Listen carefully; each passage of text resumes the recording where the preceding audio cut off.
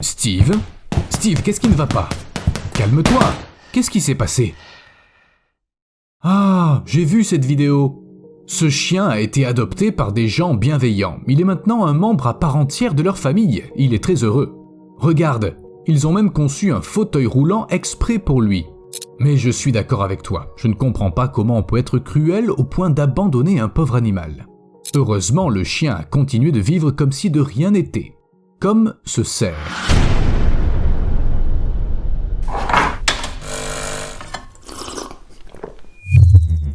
Il paraît surprenant, pour ne pas dire incroyable, qu'un cerf puisse survivre ainsi. Il n'a littéralement plus de sabots postérieurs. Il ne marche que sur des moignons osseux. C'est vraiment de l'os à nu. Pourtant, ce cerf a survécu. Et apparemment, beaucoup de temps s'est écoulé depuis qu'il a perdu ses sabots. Ce pauvre animal aurait pu être tué par des prédateurs depuis longtemps. Est-ce qu'il est capable de s'enfuir suffisamment vite ? Ou est-ce qu'il a été incroyablement chanceux jusque-là ? Une autre question qui me vient, c'est de savoir comment une telle chose a pu arriver à ce pauvre animal. Il y a plusieurs théories, toutes assez peu ragoûtantes.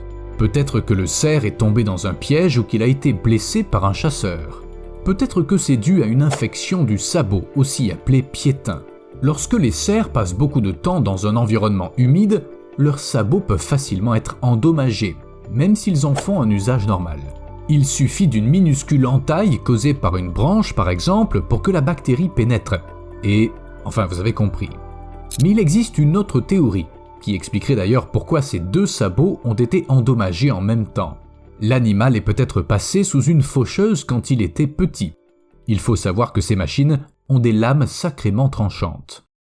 En fait, la grande majorité des animaux prétend toujours être en bonne santé, même lorsqu'ils sont gravement blessés. Mais ce n'est qu'une apparence.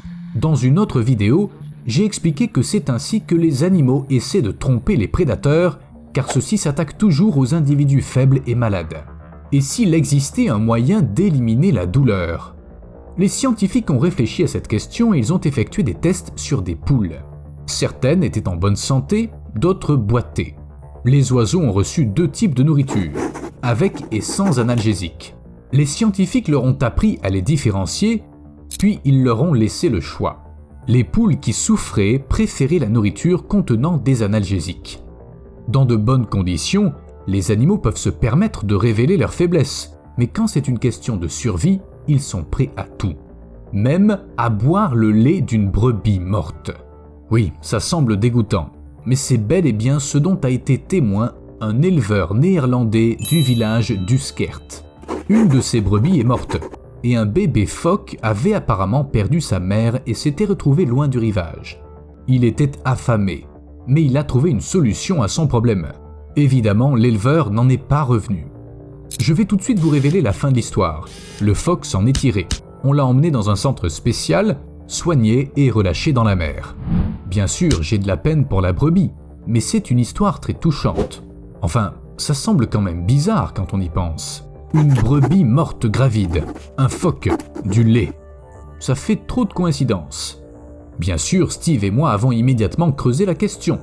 Et vous savez quoi ? C'est bien une histoire vraie. Aux Pays-Bas, les moutons parcourent souvent la côte, si bien que le bébé phoque a pu trouver très facilement une source de nourriture. De plus, les brebis gravides ne peuvent pas se relever si elles tombent, et elles finissent par mourir d'une défaillance des organes internes. Ça explique pourquoi la brebis était morte. Qui plus est, certains animaux sont parfaitement capables de se nourrir du lait d'autres espèces, du moins pendant quelque temps. Par exemple, dans les refuges animaliers, on nourrit les petits bisons avec du lait de vache et de brebis, et ça leur convient très bien. Mais si cette histoire ne vous semble pas assez incroyable, laissez-moi vous parler du chat qui a survécu au fait d'être coincé dans une boîte. Et non, Schrödinger n'a rien à voir là-dedans. La propriétaire d'une chatte siamoise nommée Cupcake, vivant dans les Cornouailles, a passé 8 jours à chercher son animal disparu et elle en a finalement conclu qu'il était parti pour de bon. La femme ne se doutait pas que Cupcake n'était partie nulle part. Elle avait simplement sauté dans une boîte pour faire une sieste. On sait bien que les chats adorent les boîtes. Mais Cupcake ignorait que sa propriétaire avait l'intention d'expédier cette boîte de DVD dans le West Sussex. Et c'est exactement ce qu'elle a fait. La chatte a passé 8 jours dans la boîte. 8 jours! Pendant ce temps, le colis a parcouru 420 km. Cupcake n'a survécu que par miracle et elle était gravement déshydratée. Mais imaginez la surprise des destinataires du colis lorsqu'ils ont ouvert la boîte et trouvé une chatte à l'intérieur. Bien sûr, Cupcake a eu besoin de soins, mais après ça, elle a pu être rendue à sa propriétaire. Cet oiseau est un gypaète barbu.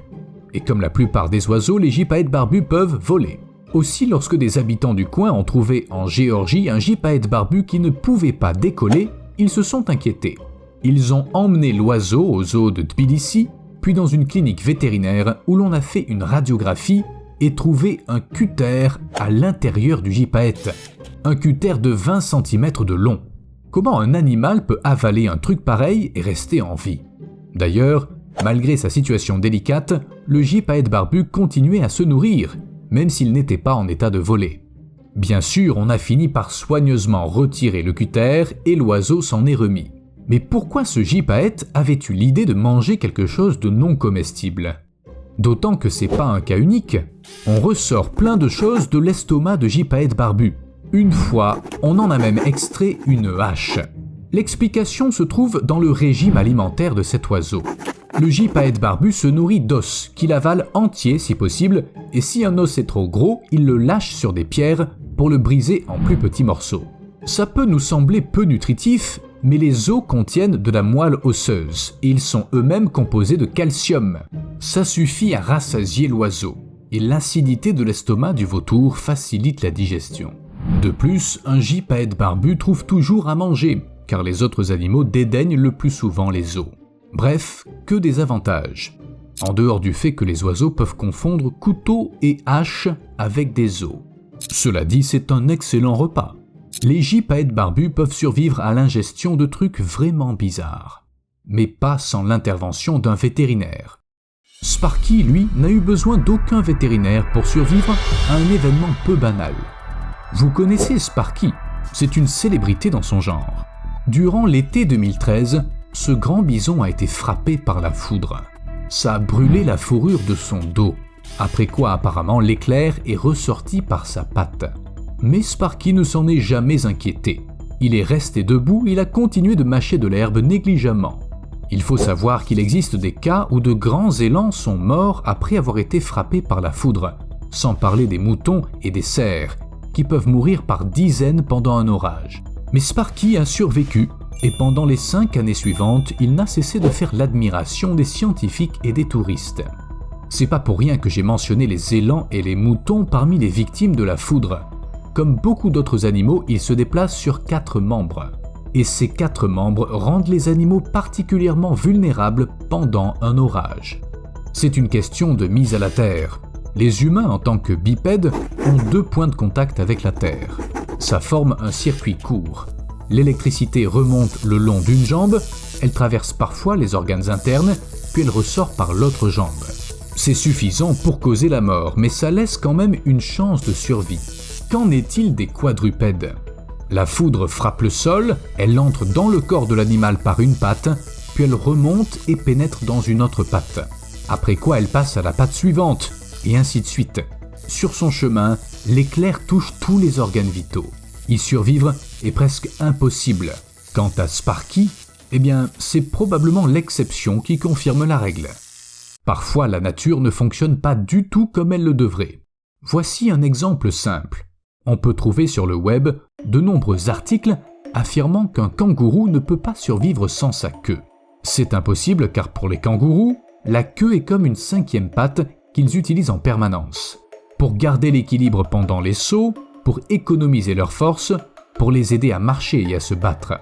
En bref, c'est une chose extrêmement utile qui est apparue au cours de l'évolution, et les kangourous ne peuvent pas survivre sans elle. Ah, parlez-en à ce kangourou. En fait, je sais pas si c'est un mâle ou une femelle, mais il se débrouille très bien sans queue. Le voilà qui saute avec ses compagnons. il s'en sort bien. Mais ça ne veut pas dire bien sûr que les kangourous ne chérissent pas leur queue. Sérieusement, n'y touchez pas, on sait que les kangourous sont des cogneurs. Tous les animaux que j'ai mentionnés aujourd'hui ont eu beaucoup de chance. Chacun d'entre eux aurait pu mourir si les circonstances avaient été légèrement différentes. Mais dans toutes nos vidéos, il y a toujours une histoire qui me laisse bouche bée. Aujourd'hui, c'est l'histoire d'une petite tortue que des scientifiques ont trouvée vivante dans une perche noire.